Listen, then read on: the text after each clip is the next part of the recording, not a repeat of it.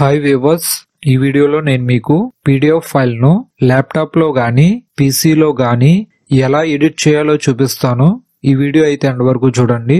మన ఛానల్ ను first time కనుక చూస్తున్నట్లయితే సబ్స్క్రైబ్ చేసుకోండి. ఈ వీడియో మీకు యూజ్ అయిందనుకుంటే ఒక లైక్ అయితే చేయండి. ఇక లేట్ చేయకుండా వీడియో టాపిక్ లోకి అయితే వెళ్ళిపోదాం. నేనైతే ఈ పీడిఎఫ్ ఫైల్ లో ఉన్న టెక్స్ట్ ను ఎడిట్ చేయాలనుకుంటున్నాను.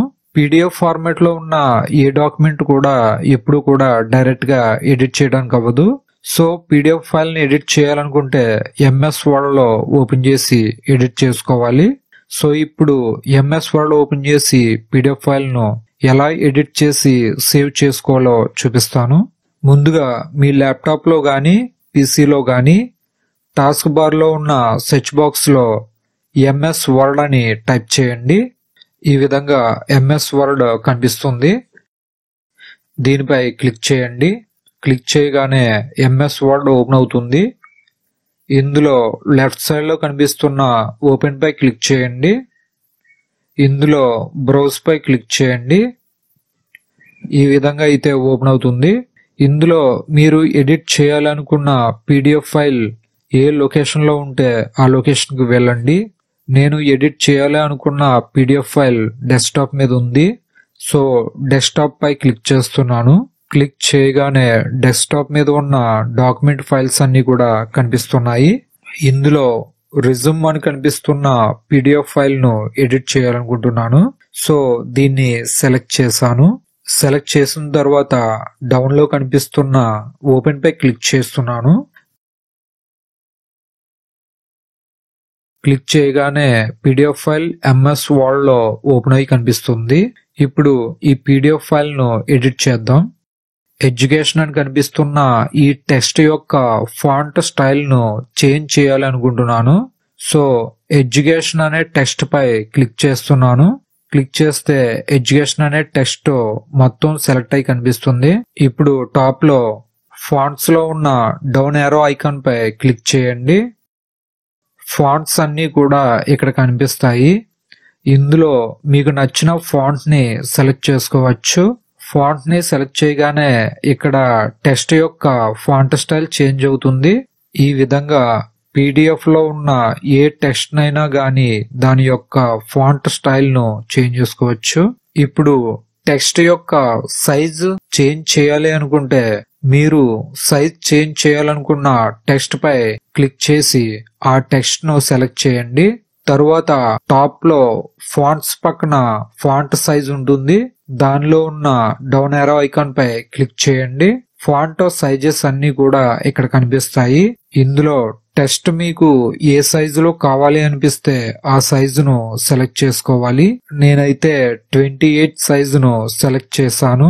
టెక్స్ట్ 28 సైజ్ కి చేంజ్ అయింది. ఈ విధంగా పీడిఎఫ్ లో ఉన్న ఏ టెక్స్ట్ నైనా గానీ సైజు చేంజ్ చేసుకోవచ్చు. ఇప్పుడు ఇందులో జాస్పర్ యూనివర్సిటీ అని ఉంది. ఈ టెక్స్ట్ ప్లేస్ లో కాకినాడ అని ఇవ్వాలి అనుకుంటున్నాను. సో ఆ టెక్స్ట్ పై క్లిక్ చేశాను. టెక్స్ట్ సెలెక్ట్ అయింది. ఇప్పుడు Ctrl+A కీను ప్రెస్ చేశాను. టెక్స్ట్ మొత్తం సెలెక్ట్ అయింది. ఇప్పుడు ఇందులో కాకినాడ అని టైప్ చేస్తున్నాను.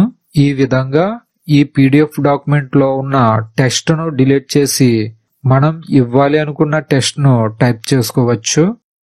ఈ పీడిఎఫ్ లో ఏదైనా టెక్స్ట్ కి కలర్ చేంజ్ చేయాలి అనుకుంటే ముందుగా ఆ టెక్స్ట్ పై క్లిక్ చేయండి. క్లిక్ చేసిన తర్వాత కీబోర్డ్ లో Ctrl+A కీను ప్రెస్ చేయండి. టెక్స్ట్ సెలెక్ట్ అయి కనిపిస్తుంది.